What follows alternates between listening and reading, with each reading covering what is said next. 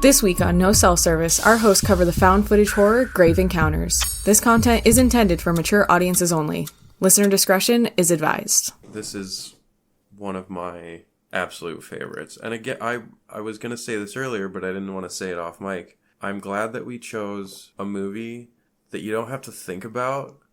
I mean, like, it does get, like, at certain points you are like, wait, what the hell is going on? But it's not like a puzzle you're trying to solve. No, you get to just sit down and watch what happens. Yeah. And this movie, I think, is what made me realize I actually like found footage movies.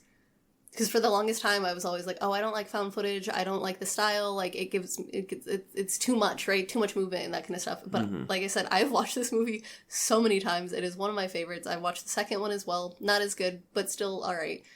As sequels go. It's a comfort movie for me, man. Like, I'm not even gonna lie. Like, I will watch this movie when nothing else sounds good. Which honestly seems weird for this, like, a found footage horror film mockumentary making fun of ghost adventures. Yeah, but it's so, like, I don't know, the way it's set up and everything, it's like, it's so perfect. Because the movie came out in 2007? 11. Yep. Yeah. You know, obviously it's not the first, like, mental asylum movie or even the first, like, found footage horror movie, but, like, I don't know, it was mashed together in such a good way that, like, when we get into some of the later parts, it's just, again, it's like a roller coaster. You're just like, this is fucking great. This is fun, like, the whole way through. It's a very fun movie, and it is credited with, like, kind of breathing some fresh life into found footage, because we got, in 2007 is when we got the whole big boom of Paranormal Activity and VHS and the first REC. Yeah. And so we had, like, this freaking dump of found footage movies, just like what happened with the slasher franchise, or, like, not franchise, but genre. Like, after you get Freddy, Michael, and Jason, and you get, like, you just got dumped and overloaded with slashers. And so this one kind of was at the tail end of this big dump of found footage, and it kind of, like, brought you back to being... Found footage is supposed to be guerrilla style. It's supposed to be grungy. It's supposed to be, like, shaky. It's supposed to not feel sterile. It's supposed to be uncomfortable. Yes. And I feel like, though I really enjoyed the first Paranormal Activity, having it be Steadicam, because it was security footage, was really weird for me for a found footage. Because, like, I like the handheld, like, only lit by their flashlights type deal, and, like, that. And this movie does a really, really good job of only, like, lighting with the camera, or with the flashlights and the cameras, and having it feel very immersive. I will also say, because the camera work was done between, like, just the cameraman, or, like, the cameramen of the crew, and then, like, the actual actors were walking around with their cameras, like, also filming. Yeah. And, like, I remember, like, throughout the entire movie, rewatching it, I kept telling myself, like, man, these actors are doing really good at, like, keeping it steady enough to where, like, it's not, like, nauseating, but, like, it's still obviously found footage. Yeah, you know, like, shaky enough, but, like, it's not, you can see pretty much everything that happens. Yes, I actually watched an interview with the Vicious brothers, I think are the directors, and they talk about that. They, like, one of them was talking, I don't know either of their names, one of them was talking about how he would not feel comfortable with anyone else filming this because he knew exactly what he wanted. And so he was behind the camera, and then I saw, like, BTS of him showing the actors, like, what to do with the camera and how to do it when they're holding it. And so he, like, for the shots they filmed, he was very much still there being like, yes, good, and, like, kind of giving them, like, a little lowdown on cinematography for, like, what they're supposed to do. And I think having shots like that where it is done by the actor is so cool. I love shots like that where you feel like you are that actor in that position doing what they're doing. Yeah, well, because you, like, you feel the trembles and you feel, like, the shakiness and, like... the quick cuts of trying to look around and, like, see everything. Yeah, and, like, the franticness really, like, translates well through that kind of camera work. But, I mean, obviously it doesn't immediately just, like, jump into crazy shit. Like, you know, it starts off with a guy from, like, a TV station, and he's talking about, like, oh, like, this is these guys, we had given them a pilot, or they were gonna, start recording for this TV show, and like the first 5 episodes were fine, and then when they went to go film the 6th one at this mental asylum, they had like 70 hours of footage. It was a lot. That was found. I should have written it down. I forgot. He said like it was the only thing it was edited for was time. But nothing else was added or doctored or anything. It was literally just like... It's the raw footage you were seeing from this ghost crew. They just cut 70 hours down into like an hour and 28 minutes. Yeah, kind of just giving you like the big highlights of the big things that had happened. And so you go in with this like, is this true type mindset, right? Like when a movie starts with, this is based on a true story. It gives you very much that vibe as you're talking to this producer, and he's talking about the crew and how like he was so excited because there were some other ghost hunting crews that were getting it big, but Grave Encounters did it first. They were the OGs of doing it all. Mm-hmm. And then we cut like right into their actual footage, which is them getting to location and filming shot after shot of like the intro. And if you guys have ever watched Ghost Adventures, it literally feels like Zach Bagel Bites is wandering on screen with his leather jacket and black shirt, and he's just with his dumb little haircut. And he introduces the place, and they do their interviews of like, oh, we're going to talk to like a historian about this place, we're going to talk to the groundskeeper, we're going to talk to the caretaker, we're going to talk to all of these people coming in and getting the lowdown of like, oh, why do you think it's haunted? What was this place? Have you seen anything? And then there's the construction work manager who's like, yeah, we got hired to do renovations, and one of my guys almost died. Like, he fell off a ladder, he hurt himself, and we're out. Like, we're done. And he's like, my tools were getting stolen. I thought it was looters. And my crew was like, no, something shady's happening. You kind of get the background of... from the historian being like, this was a mental institution. It was for, back in the day, for people who had any type of mental disease, hysterical, quote unquote, women, and then people who were just unwanted, or people with any type of like Down syndrome or anything that was abnormal, people just got dropped here. And I think they literally call it like just the drop zone for the unwanted. Yeah. Just like any type of person that wasn't fitting societal norms got dropped here. And they talk about the doctor whose name I didn't write down. I don't remember the name, but... Dr. Arthur Friedkind. And he sounds like your stereotypical doctor who does experiments on people when they shouldn't be experimented on. Yeah. The caretaker is showing him around. They show... it's a lot of just like... He shows him like the upstairs, and there's like a window that always opens even though it's latch closed. Like typical like... Ghost Adventures, like, oh yeah, they like talk about all the things that happen, what are the accounts of like the caretakers seeing stuff and all that. And then they get the tour of the building, which they on the door says death awaits in green spray paint. Mm-hmm. And as they go in and they get a tour, they go to the window that opens, they go to a bathroom where a woman had killed herself, they go to a patient's room where he scribbled words all across every surface of the walls, they go to the tunnels. And then they have some hallway spots marked off. Again, if you've seen any ghost hunting show ever, you've seen exactly what we're talking about. Like where they want to set up cameras to like watch, for any activity throughout the night. It's like they're just setting up to film a ghost hunting TV show in this asylum, which I also want to point out. It's an actual asylum. Yes. It was, it was...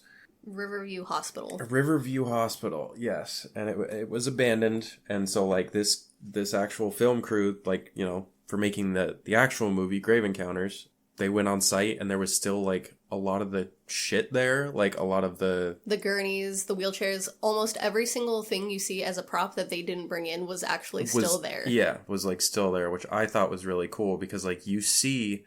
As they're going through this mental asylum, like, the caretaker showing them around, like, you see all this stuff. There's, like, there's a bathtub just, like, in the middle of this room, and it's, like, gross as shit. Yeah. It's blood-stained, honestly. Yeah. It's just, like, rust blood-stained, like, that kind of color stained. Yeah. There's stuff toppled over. There's graffiti everywhere. It feels like your standard abandoned place that teenagers would go hang out at. Yeah. In some of the interviews I was looking at, the cast does talk about, like, it gets creepy vibes. Like, there are actual real ghost hunters who come here and do ghost tours. Mm-hmm. Not tours, but, like, ghost hunting here. So, like, it's an actual haunted building. It has real ghost stuff and not a lot. There are at least 2 accounts that are ripped straight from people's actual experiences. Oh, really? So the window that always opens is actually a window that always opens. Oh, that's so funny. That was not originally in the script. They added it in. And then I will tell you the other one when it comes down to it, because that is way later in the film. Good shit. But both of those are actual accounts that happened to real-life ghost hunters that they wanted to bring in and kind of show authenticity for, as well as, before we kind of get into it, the script was like 85 pages. They had extra dialogue that the crew could kind of just pull from, so they weren't, to make it feel more real and unscripted, they had, like, extra dialogue. So they had all of this other dialogue that they could pull from, and they were allowed to ad-lib and kind of improv on the spot for a lot of the interactions, which I think really does help with, like, the chemistry of the crew as you're watching this movie. 100%. Especially because, like, you see everyone setting up, and they have, like, their central hub, which is, like, by them... the lobby. In the lobby of the place, and, like, you know, they have their cameras set up watching all these different rooms. Like, one's upstairs watching the window that always opens. Another one is, you know, just, like, in the hall, like, watching down this long corridor. And then, as, like, once they're all settled in, they start, like, exploring, you know, like, they try and go get footage of anything that, like, might happen, you know. They try to, like, do some EVPs. They try to take some photos. They're just, again, standard ghost hunting stuff. You're trying to, like, they're calling out to the spirits. They're trying to provoke them a little bit. And then they call in their psychic, Houston, who comes in and is like, spirits, there's so many of them. He's so over the top. And, like, the fun part about this movie of it being found footage, right, is, like, you get to see the actual shot they're going for of, like, the serious Houston talking about, oh, there's so many spirits here, there's something demonic here, we have to be careful. And then you hear, like, one of them yell cut, and then you get to see them laughing, being like, was that good? Was that over the top? Like, am I doing too much? Yeah. And, like, get the kind of best of both worlds of watching a mockumentary, but actually a movie, of seeing these people. It's a little meta, and I love it. It's great. Especially, because, like, it adds to the layer of, like, they're just there to make some fucking money. Yeah. And, like, they don't really care. They don't believe in this shit. And they talk about that, too. Like, the crew talks about, in the movie, the cast, like, the people in the movie talk about how they don't really believe in ghosts. Like, Lance is our main character here. He's the leader of the troupe. He talks about how, like, I would love to catch something on film. Mm-hmm. I just don't know if we will. And Sasha is their occult specialist, is like, you know, I feel like she believes the most in everything. Mm-hmm. And then you have Matt, who is their tech guy, who's taking care of HQ. You have TC, who is their technical cameraman and kind of their all-around guy. He takes care of all of the equipment. He has, like, the gear in case they need to, like tools and those kinds of stuff. Mm-hmm. And then there's your psychic, and so that's the whole crew. And they all kind of have these moments of, like, none of them actually really believes in ghosts, except, I think, Sasha. Yeah. And so they're like, if we catch something, we catch something. If not, we're gonna make sure we get some good scares in here, make a good TV show is what they're going for, right? Yeah. And so they do their thing. Yeah, they're wandering around trying to get footage, trying to do the stuff, and nothing's really happening. At one point, they think they get something in the tunnels, and it happens to be rats. And they're like, well, fuck, like, let's, they send TC off to go get some more, like, B-roll, like, the kind of stuff that plays while they're talking about the history and all of those kinds of things. Yeah, just, like, shots of, like, random rooms and stuff, you know, things like that. And while he's kind of scanning all of these rooms, the door slams behind him, like, this thick-ass metal door just freaking slams, and he freaks out, but he thinks it's the rest of the crew messing with him. And so he calls everyone up, and they're like, what the hell? And so they start, like, kind of giving a little bit more activity and kind of getting into it. And this movie goes from, like, 0 to 100 so fast. Oh, yeah. This is where it just goes from here on out. Writing my notes was so hard because I kept having to pause to, like, type about stuff because everything's just going so fast. Yeah, so if you're wondering why we've been a little, like the beginning of this movie, we haven't been too in-depth about a lot that's happening because, again, it's just, like, the setting up. It's them setting up and then being put in this asylum. And I do want to also forgot to mention that they had the groundskeeper lock them in for the night. Like padlock, chain lock this door. Chain lock the front door close. Which is a fire hazard, for one. Yeah, which is a fire hazard, first of all. But second of all, which we didn't mention this either, but he told Matt to put the cigarette away because that was a fire hazard. Yeah, he's like, don't smoke in here. Like, it's a fire hazard. And then they get locked in here, and while they're, like, walking around, it's an asylum. Like, it has bars on the windows. It is meant for no one to escape. Yeah. And now their only exit is padlocked. Yeah. Great thinking. And TC says that. He's like, are you fucking kidding me? You're an idiot. Like, TC is the most... I don't want to say grounded, but he's the most like, what the fuck are you thinking all of the time? Yeah. So they find a gurney flipped over. They hear sound, a loud bang. They hear like a whirring, and they get down the room, and the gurney's flipped over, and the wheel is spinning. And they're like, everyone is instantly like, who the hell found out we were filming here? Someone's fucking with us. And then they hear like pounding upstairs, like someone's walking around, and they're like, Matt, who the hell's upstairs? And then I don't think the walkie works at that time, where he says no one, something like that. And so, like, Houston's all like, well, who the fuck is fucking with us? We have a permit to be here. Like, shut the fuck up. Get the fuck out. Obviously, there's no one. There's ghosts. Ghosts are messing with them. They try to do Sasha tries to do an EVP session and talks way too fast to actually be heard on the EVP. So, like, she's like, who are you? Why are you here? And leaves no gap for there to be an answer at all. And when she plays it back, it's just her being like, who are you? Where are you? Why are you here? And it's just like, that's not even how you record an EVP. Yeah. For starters, Sash, what you doing? Yeah. But this is also, like, again, like, things are kind of happening a little bit, and they're, like, kind of brushing it off, or they're also, like, kind of egging it on to be like, hey, show us, like, give us more, you know, because they're trying to get all this footage. Yeah, Lance hella provokes them, being like, come touch me, come do this. This is when Sasha's hair gets touched, right? Yeah, so Sasha's hair, like, she's doing the EVP, and they're all, like, standing around, and then, like, you see her hair get grabbed, and she fucking panics. And I will say, the actress who played Sasha did such a good job. She was phenomenal. Because, like, her vocal tone and, like, her fear was so genuine, which part of it was because, like, the way that they filmed it, they wanted some genuineness and how, like, the actors reacted to some of the spooks. But, like, even then, like, she freaks the fuck out, starts panicking, rightly so. She's like, get me the fuck out of here. Like, I want to leave. Honestly, fuck this. So they send her down to HQ, and Houston wants to go with her, and Lance is like, no, I need another man on camera. Buck up, you're a professional, we're going to be on camera together. And TC's up there filming with them. And they get lost going back. They get no response. Nothing else happens once Sasha leaves. They get no response from the provocations. They lose, like, direction. They cannot, for the life of them, figure out how to get back down to the lower levels. Because they're on... All of this stuff is, like, level 2. And their base camp is in the lobby, so it's at level 1. Mm-hmm. It takes them forever to kind of get back down there. And they're all talking about how, like, okay, the caretaker's going to be here at 6. We only have a few more hours. Like, we're not getting anything else.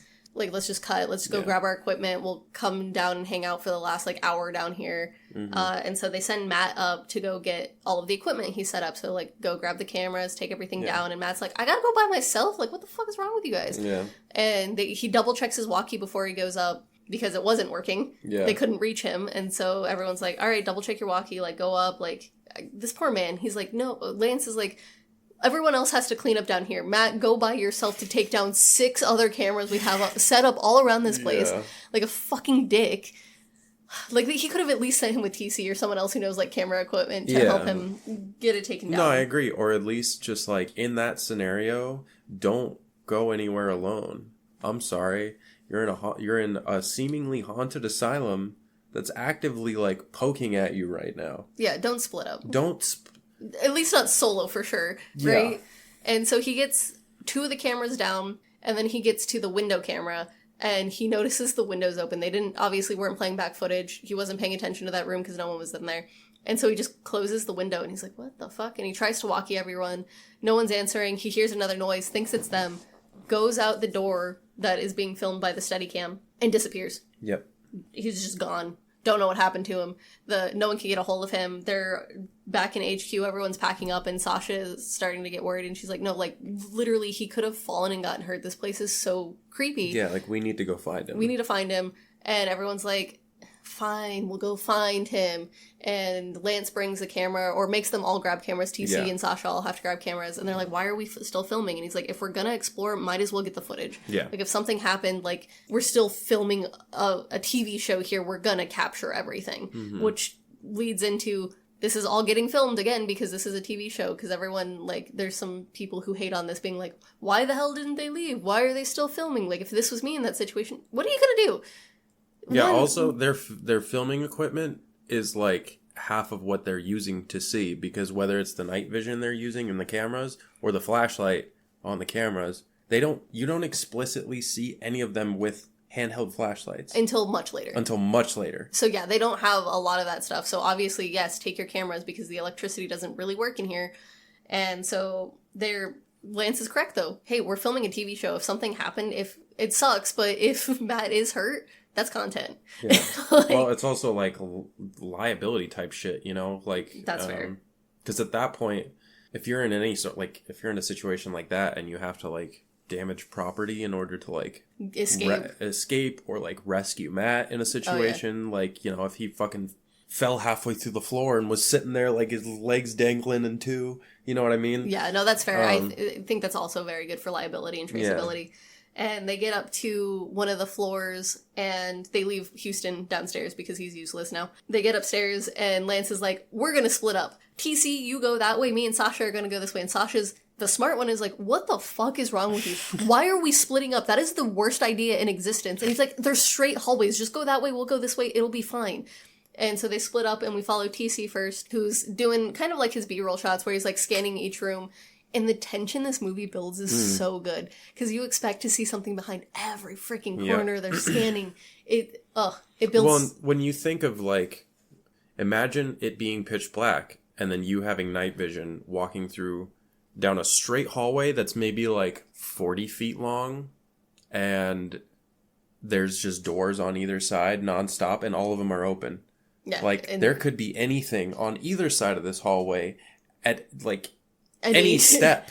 Yeah, and he's filming all of it, and he's our big buff macho boy, honestly. We had a phone call earlier with him talking to his daughter about monsters under the bed, and that just hit hard because he's like, we'll have pizza tomorrow, honey. Like, don't worry, no monsters come to our house. And tell Mama I said you can sleep in the bed tonight because I won't be home. And I was like, God damn. It hits in the feels. Well, we forgot to mention, as that's happening, he put his camera on the ground to, like, talk on the phone. And as it's happening, you see the wheelchair behind him. Like, it's one of the first, like, little things. It's one of the first little things that gives you the inkling, like, oh no, this place is haunted. But it's not like...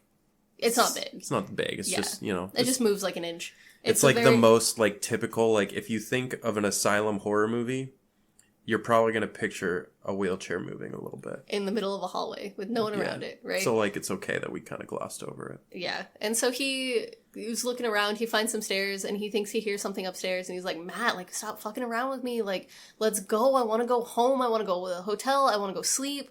And he gets up the stairs, and he hears something behind him on the stairs, and he like, turns his camera around, and he's like, Matt?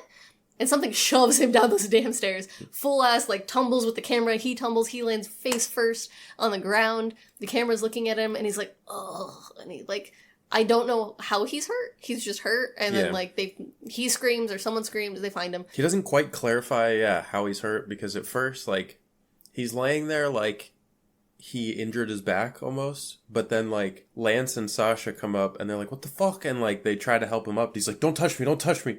But then, like, they get down and he's like, okay, just grab me like this, pull me up. And then, like, he's hobbling on one leg, like his arm and leg got injured. Yeah, he's hobbling on one leg and they're, like, carrying him, like, out of the shot.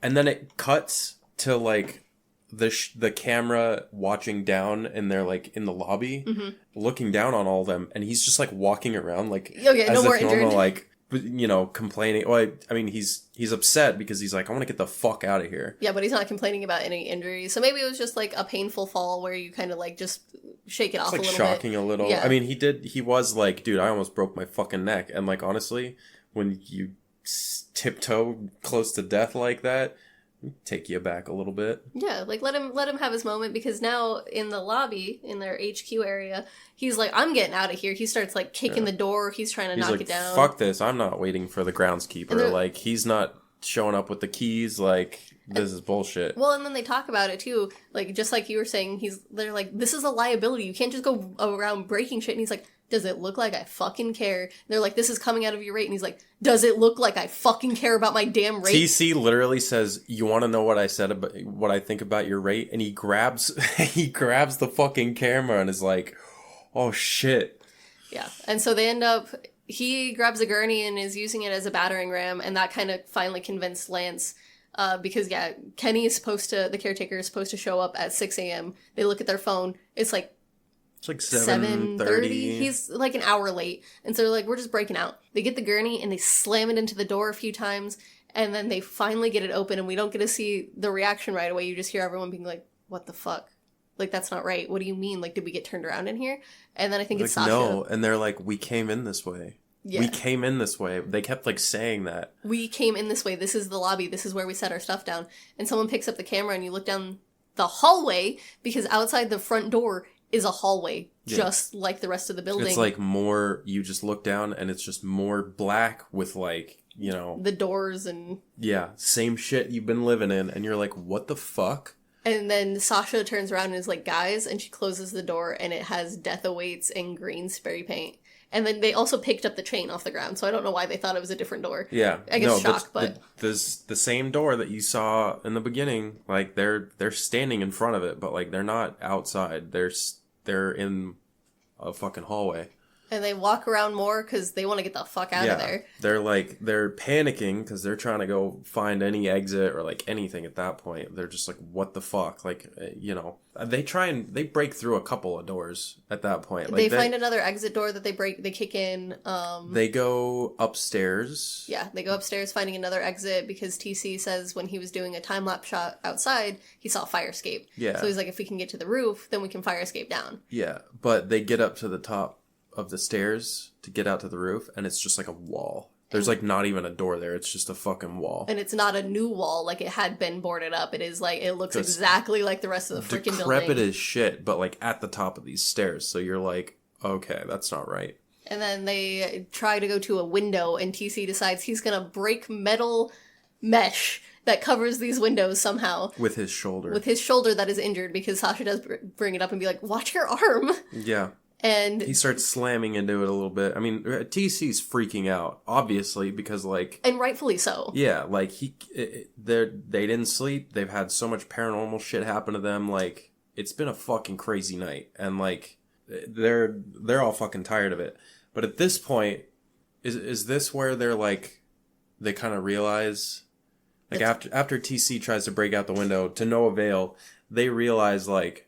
Oh shit, the sun should have been up by now. Yeah, so while TC is trying to break out the window, him and Houston get into it, which was a improv fight. Oh, that's great. So the fight was meant to be in there, but like the stuff they were screaming at each other was all improv, and the directors were like, one of them's gonna get hit. They're gonna actually fight each other. What is happening? This is getting personal.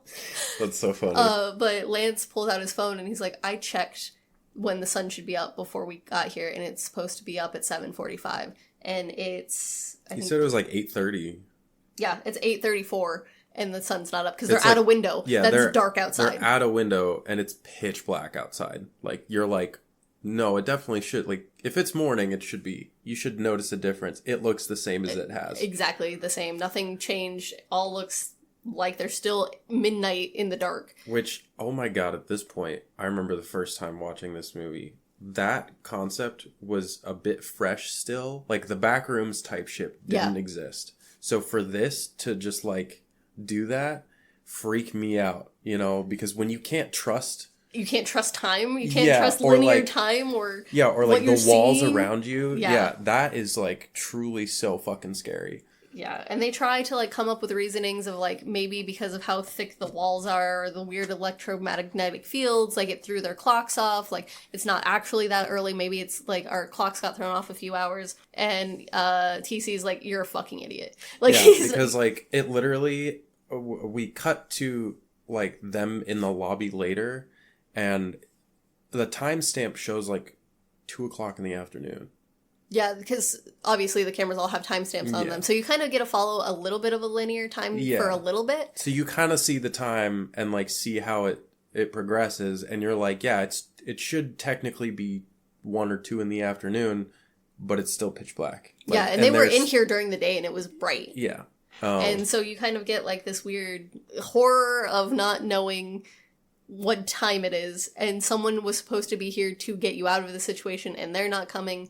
Lance at this point starts filming a lot of like confessional type videos where he's like just filming himself, and he's talking about like, yeah, he says it, he's like, I checked my phone, it's supposed to be like 2 o'clock in the afternoon, it's obviously not, we don't know where Matt is, we're just gonna sleep, we're all fucking exhausted. And he's like, I'm gonna set my phone, my alarm for an hour, and I'm just gonna sleep for an hour.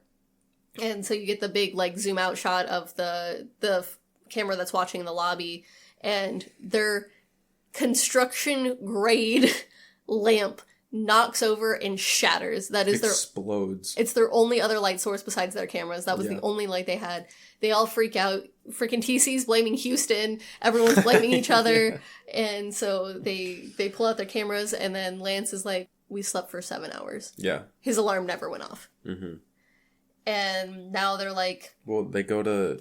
Oh, they go to eat. Yeah, they go to eat because it's been 7 fucking hours. And they open the cooler and it's like the food is... Everything is rotted. It's rotted, being eaten by maggots and worms. Like, and mind you, at this point, they've technically only been there for like 24 hours straight at that point. Like at officially, max, yeah, at max. Officially, like locked in, setting up their gear. Like, they probably started that process like 6 p.m. the night before. Yep. So it's about the same. It's only been 24 hours. But the food is, like, disgusting. Like any other horror movie we've talked about recently where all of the food is just rotting. Like, it's been there for months rotting. Yeah. And it was also in a cooler, so it wasn't, like, just left out. It was, like, apples and sandwiches and things that, like, have a little bit of a shelf life, especially in a cooler. Yeah, you put that shit in the fridge, it'll last, you know? Yeah, and it was so disgusting. And they bring up the fact that they do still have water that will last them a little bit.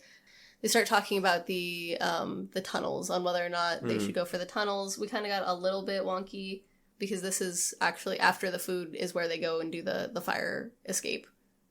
It's not before. Okay. But it's the same thing, just put it here. We're a little off on our timeline. But they no roof access. They decide the tunnels is a bad idea because who wants to go in creepy-ass tunnels?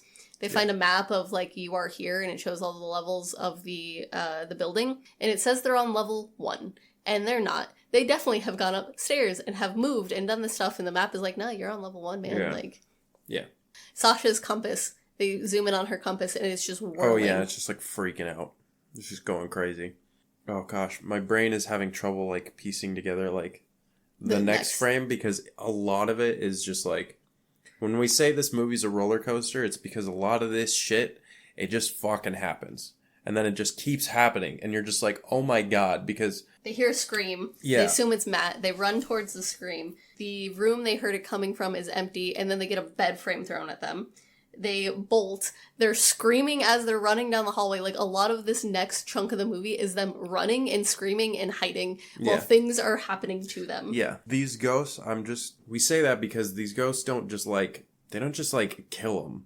No, they're toying with them. These ghosts are fucking with these people. It's not even like they're not angry or, like, out for revenge. It's almost like this, like, the mental hospital was bored. And now it's like, oh, look, toys. Pretty much. Like, it's fucking crazy because again, like, it's just, they run from the bed that gets thrown at them. They lock themselves in a little closet. They lock themselves in a little... Oh, no, it's a room. The first place they lock themselves in is the room, and they decide that they're going to nap here because, again, we don't know the time frame, but they're going to try and take a little nap, and then they wake up, and they're like, Lance grabs the camera, and Sasha's freaking out, and it's because of the... Oh, wait, no, go ahead, sorry. She has hello carved into her back. Oh, that's right, yeah. And she's like, what the fuck came in here? Like, no one snuck in here and did this to me. Like, what the fuck is happening? And so this is, like, I feel like where all reality breaks for them because, like, a lot of that stuff you can play off as people fucking with you. The bed frame, not so much, but everything else, like, you can play it off and then you just, like, forget about the bed frame. But she literally had hello carved into her back, which in my opinion should have been more bloody, but budget. No, and that shit looked fucking painful. It looks so painful. Oh god, that's when you really see like Sasha's just kind of like breaking as a person. Yeah, she's just, this is obviously, I think that would also be my breaking point. I'm not gonna lie. Having hello carved along the entirety of your back and just having those scratches, and then like not even having anything to bandage them or cover them. You just have to put your clothes back on. Yeah. Like, you have nothing. I think Houston tried to like wipe it up with some water and stuff, but like, that's fucking painful. I guess she has the added bonus of the adrenaline rush of maybe not being able to think about it. Yeah. And they hear something on the radio. They think it's Matt. And TC lets everyone know, like, they have shit radios. They only have, like, maybe 30 or 300 yards max of distance. So that means he's close by somewhere. And so they're trying to track him down. They go into a room. And in the corner of the room is someone in a dirty hospital gown in the corner, kind of just, like, wiggling. Just grudging it in the corner. Or not grudging it. She's, like, vibing. Blair Witching it in the corner. Yeah. Just, like... Has long-ass hair, and is just, like, doing the wobble, and they come over, and they're like, Matt? And I'm like, Matt doesn't have long hair. What? And then she turns around, and just, like, demon screams, jaw unhinged, open screams at them, and then they bolt and run again. A lot of this is just a lot of running away from crazy stuff. They run again. Ooh, but this is where I'm going to bring in all of the special effects were done by the directors themselves. Oh, really? Yeah, they didn't have a special effect guy. They did it themselves. Damn. Which they didn't use a lot of. I mean, they did, because I know that, like... A lot of the face... Yeah, like the face stuff that you see in those jump scares is, like, obviously. But, like, they didn't want to use any CGI. They kind of, like... A lot of it was very practical. Yeah.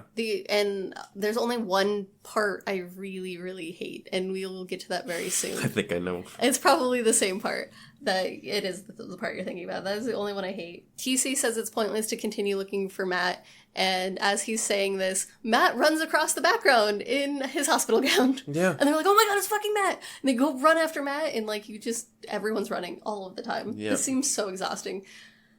And they have no food for... Maybe they're on their 3rd day, 4th day? Question mark? Who knows? Yeah, nobody knows. They lock themselves in a closet this time. Because there's like that big rumble. And like a lot of... Yeah, there's a dinosaur chasing them the entire time. I forgot to mention that. It pretty much is, because like anytime anything like big happens, it's like the building itself is rumbling. Yeah, it's like the building itself is like groaning or like roaring almost. Like, yeah, it's creepy because it's more than it's not like a ghostly cry off in the distance. It's like something big and something like damaging. I don't know how else to describe it. Like it's just destructive is how it sounds. Exactly. We did skip over. Houston dies. They get split up while they're running away. Oh yeah. And he doesn't have a camera because he's not a camera guy, and is wandering around in the dark. He lasts maybe 2 minutes before something finds him, strangles him, drops him, picks him back up, and then tosses him, and he's dead. Yeah, he just gets thrown across the room, and by then, this like light. Yeah, it's like a flash of light, and then he's yeeted across the room. Which, you know what? Fair enough. I feel like I've been through worse and survived, but. Yeah, maybe it was sucking his life force. I don't really know what that was. Maybe, yeah. It was a weird death, in my opinion. I think he should have just died from the strangulation or maybe a neck snap there instead of having this weird, like, light flash toss thing. It was a little weird to me. Not the biggest deal. Just, I think, one of the weirder deaths we've talked about. Yeah. And now, while they were running from all of that and they got separated, they all hide in a closet. And when they wake up from another nap, they're all fitted with hospital bracelets that have their names and dates of birth and all of that personal information on them. Yeah, and they're like, what the fuck? Like... And Sasha is screaming at TC because TC was supposed to be on watch that night and he fell asleep. Yeah, she's like, why didn't you...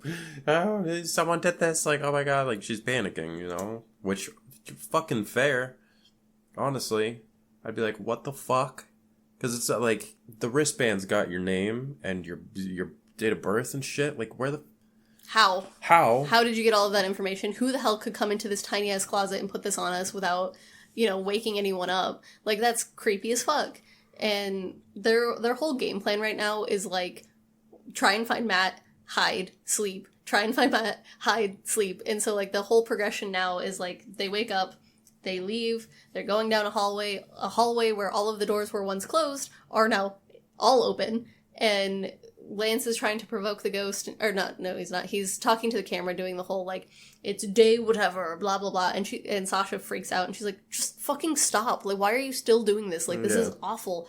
Like, we don't need to keep doing this. And Lance says, people are gonna want to see this. Like, people need to see this. And then a hand bursts its way through a glass panel in a door and tries to grab Sasha by the neck. Yeah. And they go off running again. And they keep running, which, again, this is why I said, these ghosts aren't out to murder. They're just toying with these people. Whether it's ghosts, like, multiple, or, I don't know, we could talk about, like, our theories about that at the end. Yeah. But no, it's a lot of running and a lot of screaming away from things that just keep on popping out just to be like, hey, hello. Hi, we're here. You thought you were safe? No. And they actually do find Matt now. He's huddled in an empty room in a hospital gown, clutching his knees, muttering things that a psychiatrist would tell someone, like, oh, the patient is doing better, or they have childhood trauma, like muttering all of this stuff where it sounds like a psychiatric person just, like, gave him his chart. Yeah. And he's just reading off of his chart. Yeah. And they're like, what the fuck? Like, you know, they try and go, like, get near him, and he's, you know, does the whole, like, flinching and all that. Like, it's almost like he's not there, like, or doesn't even recognize the people that he came in here with, you know, like, exactly. He's fucked up. TC's like, you have to know a way out of here, because TC's still freaking out and he just wants to leave. So apparently, because Matt disappeared and came back, that obviously means he left, right? Totally. And he said, they ask him, like, where were you? What happened? And he's like, we can leave when we get better, but I'm not better yet. Yeah. And something like that. And they're like, what the fuck are you talking about? And then, like, some weird rumbling sounds happen again. And so they pick up Matt and they're running down the hall with him. And they get to the bathroom room, which I didn't realize was supposed to be a bathroom. I literally thought it was just like a room with bathtubs in it, but there are broken sinks and that kind of stuff. So I guess it was like a communal bath area. Yeah, yeah. And so they get to that, and they're hiding behind bathtubs and sinks, and you're just looking at Lance, and like, he's, like, shushing everybody and trying to keep everyone calm. And then Matt's being weird because one of the bathtubs is now filled with blood, and you're like, that's the bathtub that the woman apparently slit her wrist in and killed herself in. Yeah, as soon as Lance saw that, he was like, we just need to get the fuck out of here. Like, fuck that shit. That thing's full of blood. Yeah. But, like, as they're trying to leave, Matt, like, goes over to the bathtub and is just, like, staring at it. And Lance is like, TC, go fucking get him. Like, TC, go get him. And TC's like, what the fuck, dude? Like, why me? So TC goes over there and is trying to grab Matt, and Matt's flinching away from him, not letting him get close. And then something comes out of the tub, grabs TC, yanks him in there. Everyone's freaking out. The camera gets toppled. And they're like, flip the tub. And they flip the tub, and all of the blood goes all over the floor. And there's no one in the tub. Yep. TC's gone. TC is just gone. Nowhere to be seen. And they're like, what the fuck? Because obviously he was just there. And the blood is there. Like, the blood exists. The blood is all over the floor and the wall. And, like, but where'd he go, you know? Yeah, again, Sasha's just breaking down even more because... she's just shell-shocked at this point, man. Like... Yeah, it's a bit of, like, I think the next cut, it's like... it's Lance and Sasha against the wall together. And she's just so deadpan. Like, she's just like, I... have nothing left in me. Like, she just looks so dead behind the eyes. It's so rough, man. And I think earlier too, she said she wasn't feeling well, and Lance was like, "Yeah, you have a fever." I'm like, "Yeah, you have an open wound on your back." Dude, my thought exactly. I was like, "Yeah, your entire back is infected because, like, you have an open wound. You have no food. You're running on only water and sweating dirt into it, like while you sleep. You know, exactly. Yeah, like, it is not. Obviously, Sasha is just, like, going through it in the weirdest way because, like, everyone else is, like, dead and disappeared, but it feels like she's getting, like, she's absorbing it. Like, instead of her being, like, she's obviously getting attacked and terrified, but, like, they're like communing on her. Like, she's the one who got, like, the scratches in her back. She's the one who's not feeling well. She's the one that's just, like, a little absorber there, where they're like, oh, you're a little sponge. We can just do things to you. And we don't even have to, like, really do anything to you. We just do small things, and it's just crumbling. Like, suck it out. Yeah. Oh, God. I feel so bad for Sasha this entire time. Yeah, and that used to freak me out a lot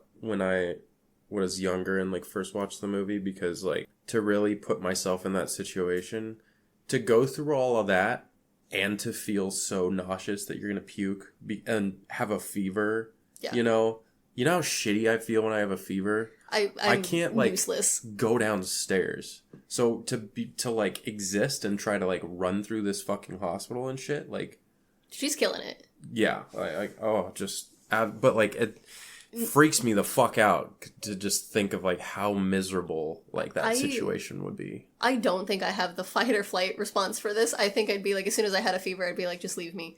I'm done. This is it. I'm over it.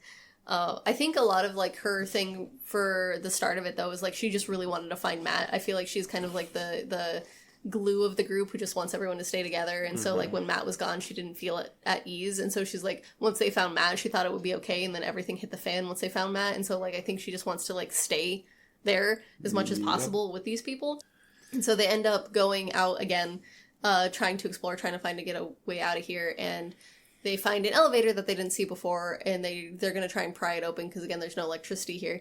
And Lance has to go find something to pry it open with, and he finds the gurney and rips a bar off the gurney and hears something, and he goes over to the corner, and he's like, is that a tongue? And there's like a bloody tongue on the ground, and he looks up, and there's a patient just stuck to the wall, Spider-Man style, screaming at him. Fucking screams at him and like jumps down, and you have another one of those like crazy cuts where it like kind of cuts in and out for a second, and then they're screaming and panicking.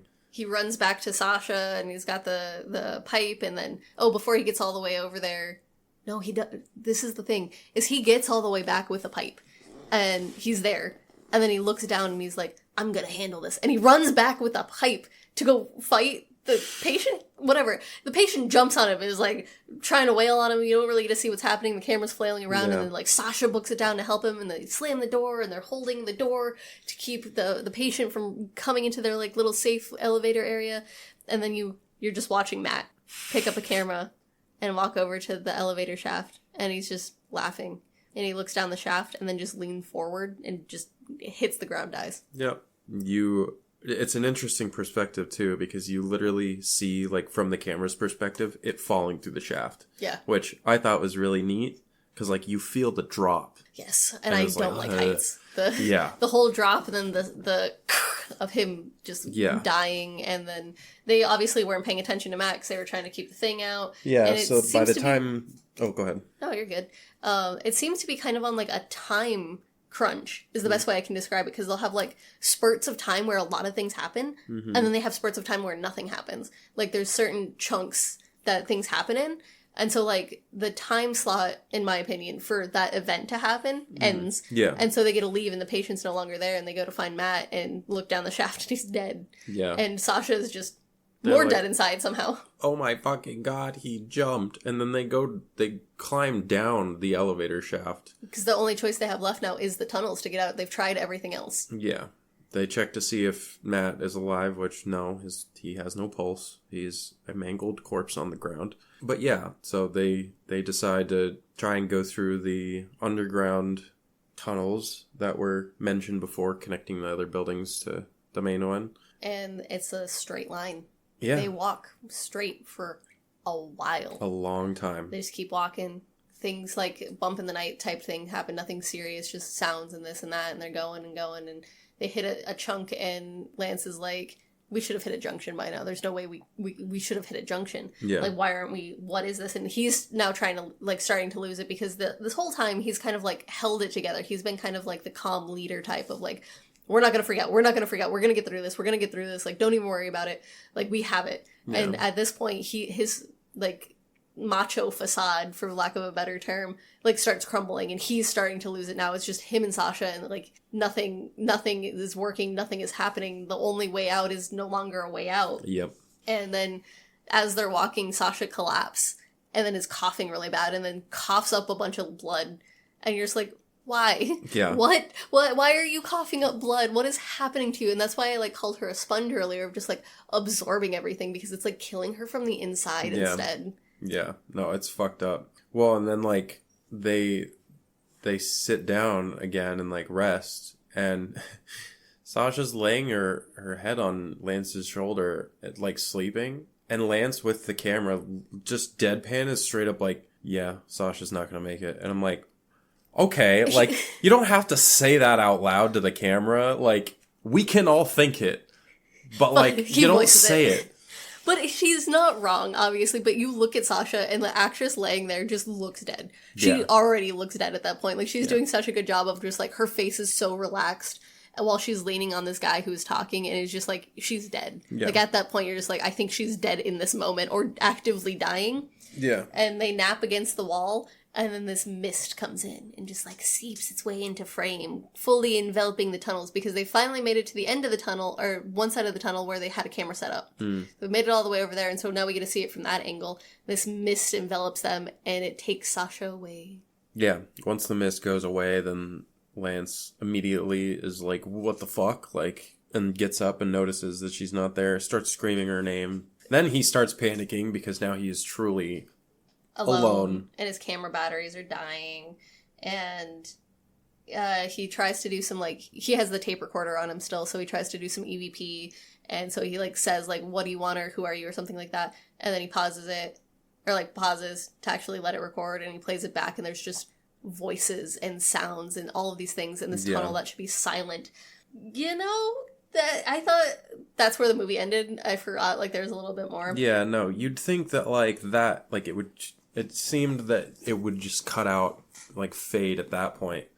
But instead, it cuts to Lance off to the side, crouched like a hermit, holding the pole. And then a rat comes into the frame from the bottom, and he's, like, staring at it with big-ass eyes, like, shaking like a fucking crackhead. And he just smashes that rat. And he just just smashes the shit out of the rat. And starts eating it. And leaps over and just starts gnawing on it, like, just so... Because obviously he's hungry. And dehydrated, and so he's just eating this raw rat, like... And he doesn't... You can tell it, like, grosses him out at first, and then he just, like, has that moment of, I have nothing else, and continues to eat the stuff he just spit out. At one point, he, like, spits it out, and then he's like, what the like, I don't have a choice, fuck it. And then just, like, puts it back in his mouth. He's like, I got it. And then, like, as he scoots back to one side of the fucking hall, he, like, grabs the chunks on the floor and, like, scoots them along with, like, because he's like, I gotta get every last little bit. And so we have no idea at this point, and Lance himself says it. He has no idea how many days he's been in here. He has no idea of time. Time is not a concept. And he, like, has this hysterical break where he's like, I don't even need to see anymore. I don't need this. And just, like, goes off and is hysterically laughing and looks into the camera and is like, fuck you, fuck you. Like, if you're watching this, fuck you. This was all for you. And, like, goes off. And I'm like, oh, okay. We get a black cut. Nothing. And the camera comes back on, and it's a door at the end of the hallway. He's like, I just found this door, and I don't know where it leads. So he goes through the door, and in the door, it feels like going into someone's weird-ass, like, I don't know, like an abandoned, like, anatomy classroom, I think is the best way. Like, there's anatomy drawings and books and all this kind of stuff, like an old school... Like the basement to a hospital, almost. Or not a hospital, but like a... Actually, that's probably exactly what it's supposed to be, is like the basement of this area. Like, because it has, like, drawings, and it has, like, some boxes and some stuff, like, just, you know, something you might teach a class with, or something that, like, if you're doing your own research, you would look at. Yeah. And he's kind of wandering around and, like, sees all this stuff, and he's like, what is all of this? And then you kind of, like, see some surgery equipment and some stuff like that. And then he gets to an area, and this is where the movie loses me.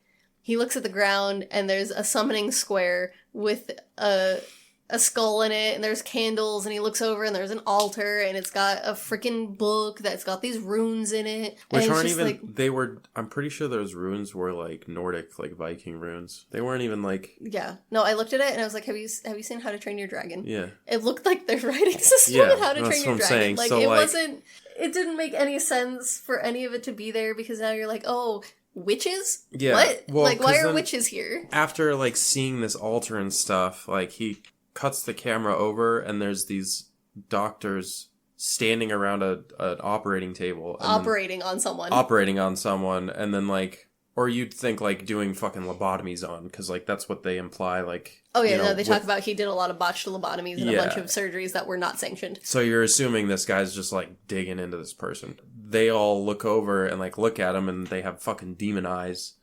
And then, like, Lance kicks something and obviously, like, looks down, like, pans the camera down and then pans back up and fucking... The doctor is running right at him. The doctor is right there, and then the camera falls onto the floor and you hear Lance screaming and all this and like, screaming no. Yeah, just screaming for his life. And then we get back to Lance because we get to see him again. And he's blinking rapidly at the camera, being like, they say I get to go home now. I'm all better. And he has blood dripping out of one of his eyes. So he definitely got like a ice pick lobotomy. Yeah. And that's where it ends. Yeah, he's like, I can go now that I'm better. This is Lance, I forgot his last name, signing off, and then the movie ends. We also, I just realized, skipped over our least favorite practical CGI effect part that we mentioned earlier. They're in a room, and then a bunch of hands come out of the walls and the ceiling, and they're like grabbing at them, and it looks so bad. Yeah, the hands are like, what the fuck ever. Honestly, that's why I didn't even think about it, is because it just didn't even... It's before everyone dies. So I think it's him, TC, Houston, and Sasha. I think it's the four of them. Yeah, it's everyone except Matt. Yeah, so it's... Matt's gone, like, pretty early on. It's, I think, right before, like, the hello happens. It's, like, the first room they're hanging out in. They are talking. I think that's when Sasha said she has a fever, or, like, so... I don't know. It's in that time frame of, like, they were still doing okay-ish, but not well. Yeah. And then, like, a scream or the rumble happens, and then, like, all of these hands are coming out of all of these places, and they're just, like... I think they're supposed to look like shadow hands or, like, demon hands. They're just, like, black, massive hands that are just, like... pulling in, and it's so poorly done. I hate that. It's unnecessary. The witch stuff is unnecessary. Like, I don't understand why these things were added. Yeah, I want to know what you think. Like, is it a ghost? Is it a lot? Is it like all the patients of the doctor? Or is it the asylum itself, like, coming to life over the course of an hour and a half? So, in my opinion... Like the movie. Especially what I know about the second movie, this really leads heavily into my opinion of the building itself is alive. Like, I think maybe the building absorbed all of this negative emotion, because there's nothing happy ever happened here. Yeah. Like, it got all of these negative emotions, and it just became a thing, because, like, they kept getting lost, and doors led to nowhere, and all of these things. It's like the building itself was changing to not let them leave, and kind of, like, confusing their minds and that kind of stuff. But, have you seen... There's a clip that was recently released called Grave Encounters 1.5 on YouTube. No, I haven't. It's the groundskeeper finding Lance. Oh my god. No, really? For real. It's the groundskeeper finding Lance. God. I don't know if it was just released, but I saw it on YouTube, and it was released in 2023, at least on that YouTube channel. And it is the groundskeeper finding Lance, and it's Lance with a camera in his hand, looking in a mirror saying, "This is Lance Preston signing off." And the groundskeeper finding him being like, "Hey, why is the door shoved open? Like, why is the gurney out there? Where's the rest of your crew?" What the fuck? Oh, dude, I gotta watch It's like 7 minutes long. And so it was very interesting because obviously, like, I've seen the second one, and I didn't see this before I've seen the second one. But, so my theory... That's fucking crazy. Yeah, it's wild. I forgot to mention my favorite part at the very beginning when he's interviewing the fucking... The gardener? The gardener. And he pays the gardener to just make up some bullshit. And so he's like standing there and he's like, what are your experiences? And he's like, I saw a ghost. Right there. And he points backwards behind him. Right there. It was super scary. Because the groundskeeper was like, I just started working here, man. Like, yeah, and then he just stares off into nothing. He's like, I gotta go to work. It's so, oh my god. I almost thought that, like, that was just a dude they found. On the ground? On the grounds that, like, they were just like, let's go. Let's see what we can do. Yeah, let's try and make this authentic. Like, because... Oh my god, dude. That part cracked me up so fucking hard. So besides the few, I think a lot of the CGI that the directors added in was unnecessary. I don't think it really added too much to the movie. Yeah. I liked all of their practical stuff, like the patient with the tongue I thought was really good. Yep. The face augmentation was a little wonky to me, but I understand, like, the point of it. I don't think the hands were necessary. Nope. I think it could have been I really, really love this movie. We've said this from the start. This is such a good movie. I just think, like... This is a classic for us. So, yeah, I want to own this one. It's on Tubi, if you want to watch it. It's free on Tubi with ads, and I watch it all of the time. Grave Encounters 2 is also on Tubi. Or Pluto, I think. Is it also on Pluto? Yeah. On Tubi, you can search it, so... I think that's where I watched it, was Pluto. No, yeah. All the free sites, because that's the kind of movie this is. It's not... Apparently, though, when the trailer originally dropped, it got, like, just 1 million something views off the bat, and everyone was like, we have to see this. Like, we have to see this. And it came out in Canada in theaters. It had a limited release in the US and, like, was met with such good, like, what's the word? Not criticism, like, applause. Like, it was just met so wholesomely with the whole entire, like, horror fandom being like, finally, a good one. That's so great. Well, I know because a lot of people at that time, if they weren't fans of Paranormal Activity, the last thing that a lot of people were, like, really big on when it came to the found footage stuff was, like, the Blair Witch. Which was in 99. Which was fucking 12 years before. Yeah. So, like, that to me is, like, like, people waited long enough for, like, a movie that good. Especially if you didn't watch Wreck, which was a Spain movie, and then you had VHS, which I felt like kind of fell through the cracks a little bit until it got a cult, like, resurgence. Yeah. In, I would say, kind of around this time, actually, is, like, because I remember watching VHS in high school. Yep. And I don't remember when that movie came out, actually. But I remember, like, me and my friends watching it in high school, and it being, like, a good horror movie. But yeah, besides Paranormal Activity, I can't think of another found footage one kind of around this time that was, like, good. Yeah. And I only like the first Paranormal Activity. Yeah, no, I agree. Well, I liked the third.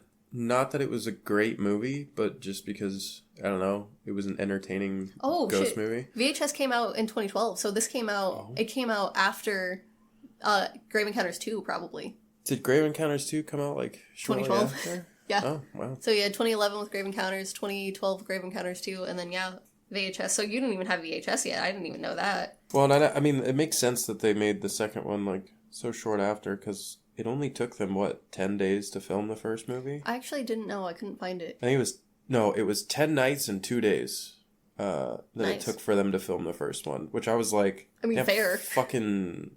Enos Men didn't even have that many, or that was longer than. Yeah, it had 21 days, 22 days. Yeah, it was like a couple of weeks. Whereas like they did this in imagine 2 spending weeks? a week and a half. A week and a half. Like that's fucking crazy. That's insane. But I mean, imagine spending a week straight just every night at a fucking abandoned mental place that is actually haunted. Like your set is haunted, dude. Some of the interviews, like the guy who plays Lance, his name's Sean. It was like. Originally, it really freaked me out. There's stuff here that freaks me out because it is set up like they didn't change any of the rooms. They didn't do any of that kind of stuff. Like, it's set up like that. And he's like, it's really creepy, but like by the end of it, it just felt like another set I was working on. Like, I didn't really have any spooky encounters, nothing too bad. Like, it was just the vibe of it was spooky. Yeah.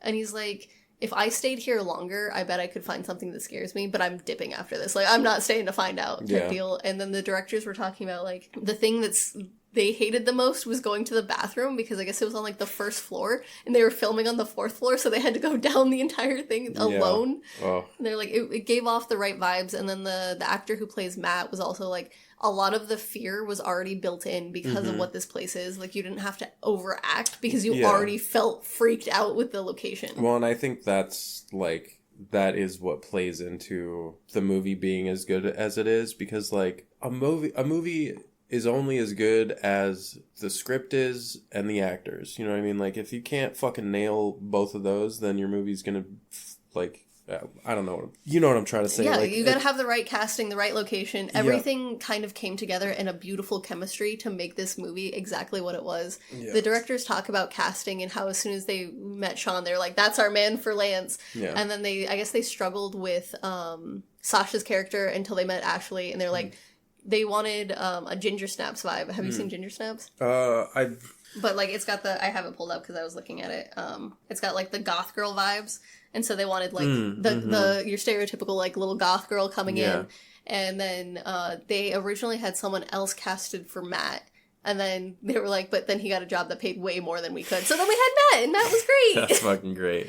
I think Matt did a fine job. They all did a great job. Oh, I think they were phenomenal in this. I enjoyed the casting. I enjoyed like, it never felt over the top. With sometimes with, like, found footage, their acting feels over the top, or it feels, like, unwarranted and just kind of pulls you out of it. Like, all of their reactions felt so warranted and so rooted in reality of someone reacting that way. Yeah. That, like, if our friend group went in there, I'd be like, yeah, nope, this is correct. Like, you'd have the person having the panic attack, you'd have the person being angry, you'd have the person being like, it's all fake, there's just someone fucking with us. And then you and your friends could do, like, who are you in this Scooby-Doo mystery game type thing. Like, you guys could, because, like, it is very relatable, which, again, adds to, like, the authenticity of it all and, like, what makes it a good scary movie in the first place. Because, like, with that authenticity, that is impossible to beat. You can't fake that as much as you try. So, like... I think the script really leans into that, too, letting them being able to, like, ad-lib lines. Yeah, exactly. Kind of build their own chemistry with these characters and having that freedom.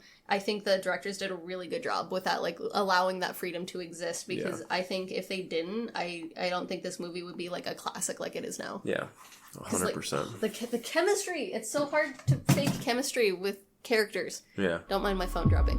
Thank you for listening to this week's episode. Follow our Instagram and threads at No Cell Service Pod. Until next time.